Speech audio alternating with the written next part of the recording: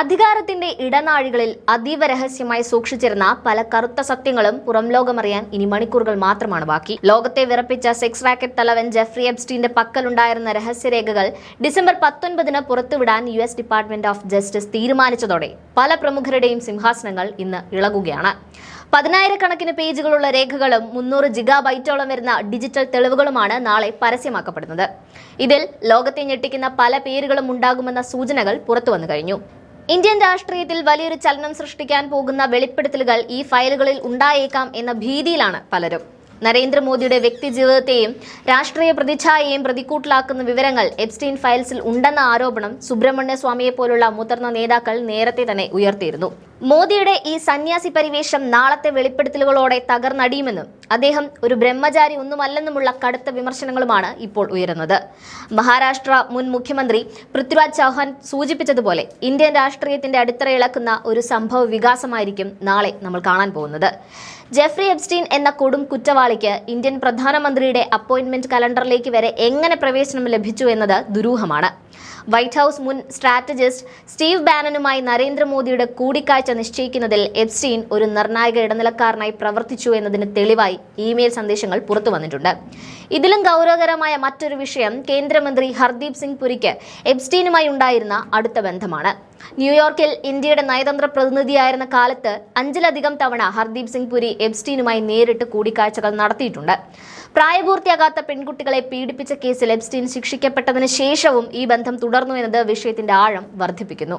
ഒരു രാജ്യത്തിന്റെ ഭരണാധികാരികളും മന്ത്രിമാരും ഇത്രയും നികൃഷ്ടനായ ഒരു കുറ്റവാളിയുമായി എന്ത് തരം ഇടപാടുകളാണ് നടത്തിയിരുന്നത് എന്ന സത്യാവസ്ഥ ജനങ്ങൾ അറിയേണ്ടതുണ്ട്. ഇസ്രായേൽ ബന്ധമാണ് ഈ വിവാദത്തിലെ മറ്റൊരു പ്രധാന കണ്ണി. എപ്സ്റ്റീൻ ഇസ്രായേൽ ചാരസംഘടനയായ മൊസാദിന്റെ ഏജന്റ് ആയിരുന്നു എന്ന സംശയം അന്താരാഷ്ട്ര തലത്തിൽ ശക്തമാണ്.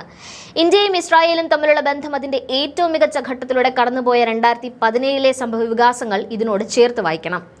ഇസ്രായേൽ സന്ദർശിക്കുന്ന ആദ്യത്തെ ഇന്ത്യൻ പ്രധാനമന്ത്രിയായി നരേന്ദ്രമോദി മാറിയതും ഇതേ വർഷം തന്നെ ഇസ്രായേലിൽ നിന്നുള്ള ആയുധ ഇടപാടുകളിൽ ഇന്ത്യ 1-ാം സ്ഥാനത്തെത്തിയതും ശ്രദ്ധേയമാണ്. ഇതിനിടയിൽ അനിൽ അംബാനിക്ക് ഇസ്രായേൽ ആയുധ കമ്പനിയുടെ കരാർ ലഭിച്ചതും റഫാൽ ഇടപാടിലെ ഇസ്രായേൽ സാന്നിധ്യവുമെല്ലാം ഒരു വലിയ അദൃശ്യവലയുടെ ഭാഗമാണെന്ന സംശയം ബലപ്പെടുന്നു. മോദിയുടെ വാഷിംഗ്ടൺ സന്ദർശനവും ഇന്ത്യ ഇസ്രായേൽ നയതന്ത്ര നീക്കങ്ങളും എപ്സ്റ്റീന്റെ ഇമെയിലുകളിൽ നേരത്തെ തന്നെ ചർച്ചയായിരുന്നു എന്നത് ഗൂഢാലോചനയുടെ സാധ്യതകളിലേക്ക് വിരൽ ചൂണ്ടുന്നു. അമേരിക്കൻ പ്രസിഡന്റ് ഡൊണാൾഡ് ട്രംപുമായുള്ള മോദിയുടെ സുഹൃത്ത് ബന്ധം പോലും ഈ രഹസ്യങ്ങളുടെ അടിസ്ഥാനത്തിൽ പരിശോധിക്കപ്പെടേണ്ടതാണ്. അന്താരാഷ്ട്ര രാഷ്ട്രീയത്തിൽ നേതാക്കളെ കുടുക്കാനും അവരെ ബ്ലാക്ക്മെയിൽ ചെയ്യാനും ഇത്തരം അവിശുദ്ധ ബന്ധങ്ങൾ കരുവാക്കാറുണ്ട്. മോദിയെ എപ്സ്റ്റീൻ വലയിൽ മനഃപൂർവ്വം പെടുത്തിയതാണോ എന്ന ചോദ്യവും അതുകൊണ്ട് തന്നെ പ്രസക്തമാണ്. ഹർദീപ് സിംഗ് പുരിയെ പോലുള്ളവരെ പ്രധാനമന്ത്രി ഇപ്പോഴും ക്യാബിനറ്റിൽ നിലനിർത്തുന്നതും സംരക്ഷിക്കുന്നതും ഇത്തരം രഹസ്യങ്ങൾ പുറത്താകാതിരിക്കാനാണോ എന്നും തോന്നിപ്പിക്കുന്നുണ്ട്. പുരിയുടെ കുടുംബം തന്നെ മോദിയുടെ ചാവേറുകളെ പോലെയാണ് ഇന്ന് പ്രവർത്തിച്ചുകൊണ്ടിരിക്കുന്നത്. നാളെ ഈ ഫയലുകൾ ഡീക്ലാസിഫൈ ചെയ്യപ്പെടുമ്പോൾ സത്യാവസ്ഥ പുറത്തു വരുമെന്ന് നമ്മൾ ആഗ്രഹിക്കുമ്പോഴും പല നിർണായക പേരുകളും വെട്ടിമാറ്റപ്പെടുമോ എന്ന ആശങ്കയും അവശേഷിക്കുന്നു. ഹേമ കമ്മിറ്റി റിപ്പോർട്ടിനെ പോലെ ഇക്ലി കഥകൾ മാത്രം പുറത്തുവിടുകയും യഥാർത്ഥ പ്രതികളെ സംരക്ഷിക്കുകയും ചെയ്യുന്ന ഒരു തന്ത്രമാണോ നാളെ അമേരിക്കൻ ഏജൻസികളും പയറ്റുക എന്ന് നമ്മൾ കാത്തിരുന്ന് കാണേണ്ടതുണ്ട്. ഇന്ത്യയുടെ ഭരണാധികാരികളെ വിറപ്പിക്കുന്ന ആ വെളിപ്പെടുത്തലുകൾക്കായി നമുക്ക് കാത്തിരിക്കാം.